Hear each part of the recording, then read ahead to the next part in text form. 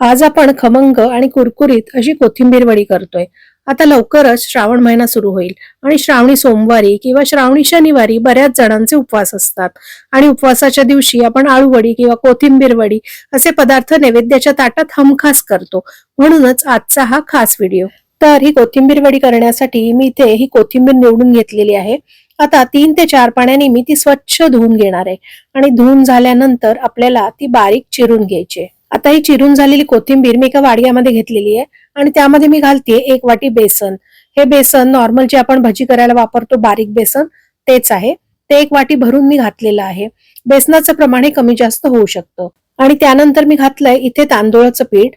हे फक्त पाव वाटीच आपल्याला घालायचंय. तांदूळाचं पीठ मात्र खूप जास्त घालायचं नाहीये. तांदूळाच्या पिठामुळे वड्या ह्या छान कुरकुरीत होतात. ही आहे ठेचलेली हिरवी मिरची. हिरवी मिरची खलबत्त्यामध्ये ठेचून मी घातलेली आहे. त्याचं प्रमाण तुम्हाला जसं तिखट आवडत असेल त्यानुसार तुम्ही कमी जास्त करू शकता. त्यानंतर यामध्ये मी घातली आहे ही जिरे पावडर. ही जिरे पावडर मी फक्त पावच चमचा घातलेली आहे आणि पाव चमचा जिरे पावडर घालून झाल्यानंतर पावच चमचा मी धने पावडर घातली. धना जिरा पावडर आपल्याला खूप जास्त घालायची नाहीये कारण आपल्याला कोथिंबीरीचा स्वाद कमी होऊ द्यायचा नाहीये. आता मी घातलीये त्यामध्ये हळद. ही रंगासाठी घातलेली आहे मी आणि बेसनाचा पदार्थ आहे त्यामुळे थोडासा हिंग सुद्धा घातलेला आहे. त्यानंतर इथे मी थोडंसं लाल तिखट सुद्धा घातलेलं आहे. भले आपण हिरवी मिरची घातलेली असली तरी लाल तिखटामुळे सुद्धा त्याला चव चांगली येते. आणि हे आहे दाण्याचं कूट. शेंगदाणे भाजून त्याची सालं काढून त्याचं कूट करून घेतलेलं आहे आणि हे शेंगदाण्याचे कूट मी यामध्ये वापरलंय. आणि त्यानंतर घातलेत पांढरे तीळ. 1 चमचा भरून पांढरे तीळ घातलेले आहेत. आणि आता आपल्याला घालायचंय चवीनुसार मीठ. मीठ घालून झाल्यानंतर त्यामध्ये मी 1 पळीभर तेल सुद्धा घालणार आहे. तेलामुळे वड्या चांगल्या खुसखुशीत होतात. तेल मी नॉर्मलच घातलेलं आहे, गरम करून घातलेलं नाहीये. आता आपल्याला सगळ्यात आधी हे सगळे जिन्नस हाताने मिक्स करून घ्यायचेत. कोथिंबीर आपण धुवून घेतलेली होती त्यामुळे थोडीशी ती ओलसरच होती, म्हणून आपण लगेच त्यामध्ये पाणी घालणार नाही आहोत. आधी शक्य असेल तेवढं हाताने मिक्स करून घ्यायचं म्हणजे आपल्याला पाण्याचा परफेक्ट अंदाज लागतो. असंही यामध्ये पाण्याचा वापर खूप जास्त आपल्याला करायचा नाहीये. आता हे मिक्स करून झाल्यानंतर थोडं थोडं पाणी घालून आपण हे भिजवून घेऊया. हे बघा साधारण पाव वाटी पाणी मी त्यामध्ये घातलेलं आहे. आता कोथिंबीर धुवून झाल्यानंतर ती किती ओली होती त्यावर पाण्याचं प्रमाण अवलंबून आहे. हे बघा अशा प्रकारे आपण थोडं थोडं पाणी घालत त्याचा मस्तपैकी गोळा करून घ्यायचा आहे.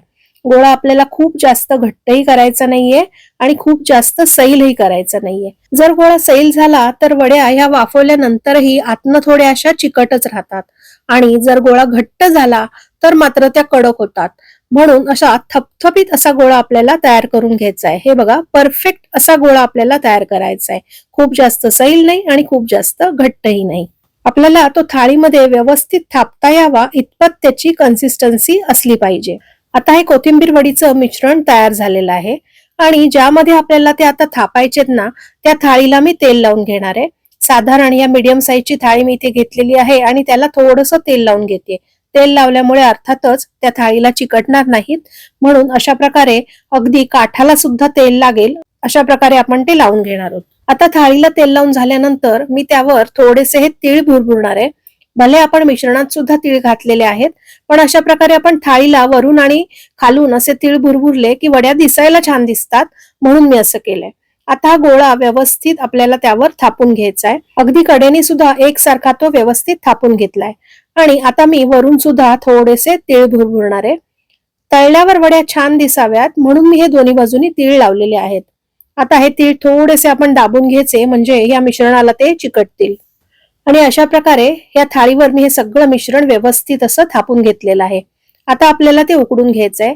जसं ढोकळा उकडताना आपण पाण्याचा आधण ठेवतो आणि त्यावर ही जाळी ठेवतो त्याचप्रमाणे मी केलेलं आहे. या स्टीमर मध्ये आधी पाणी गरम करून घेतलेलं आहे आणि त्यावर आता ही थाळी मी ठेवणार आहे आणि साधारणपणे झाकून आपल्याला 15 ते 20 मिनिटं हे वाफवून घ्यायचं आहे. 15-20 मिनिटात ते व्यवस्थित वाफवलं जातं. ज्याप्रमाणे तुमची वड्यांची क्वांटिटी असेल त्याप्रमाणे थोडासा वेळ कमी किंवा जास्त लागू शकतो.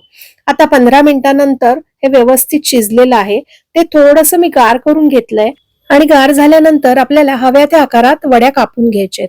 थोडंसं गार का करायचं तर गरम गरम मध्ये तुम्ही कापायला सुरुवात केलीत ना तर ते सुरीलाच त्याचं मिश्रण चिकटेल कारण वाफेमुळे ते ओलं असतं आणि म्हणूनच गार करूनच आपण ते कापून घ्यायचं. हे बघा अशा प्रकारे व्यवस्थित वड्या पडलेल्या आहेत. आता या तयार वड्या तुम्ही फ्रीजमध्ये अगदी 4 ते 5 दिवस स्टोअर सुद्धा करून ठेवू शकता.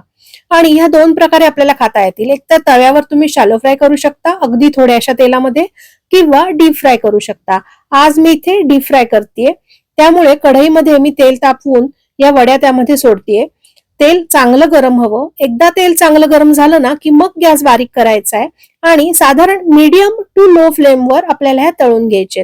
अगदी खूप मोठ्या फ्लेमवर त्या तळायच्या नाहीयेत. हे बघा, अशा प्रकारे उलट पालट करून दोन्ही बाजूनी छान गोल्डन रंग येईपर्यंत आपण त्या तळून घेणार आहोत. आणि अशा प्रकारे दोन्ही बाजूनी छान सुरेख खरपूस आणि गोल्डन रंग आल्यानंतर आपण त्या तेलातनं काढून घ्यायचे. झाऱ्यावर काढून त्या निथळून घेणार आहे आणि नंतर मी त्या टिश्यू पेपरवर टाकणार आहे की जेणेकरून त्याचं एक्सेस ऑइल सगळं निघून जाईल. आणि अशाच प्रकारे आता बाकीच्या सगळ्या वड्या सुद्धा मी तळून घेणार आहे. आहे ना मस्त आणि सोपी रेसिपी. आजची ही कोथिंबीर वड्यांची रेसिपी जर तुम्हाला आवडली असेल तर व्हिडिओला लाईक आणि शेअर नक्की करा. आणि हो, अजून जर चॅनलला सबस्क्राईब केलं नसेल तर तेही जरूर करा. आपण पुन्हा एकदा भेटूया अशाच एका मस्त व्हिडिओमध्ये. तोपर्यंत बाय.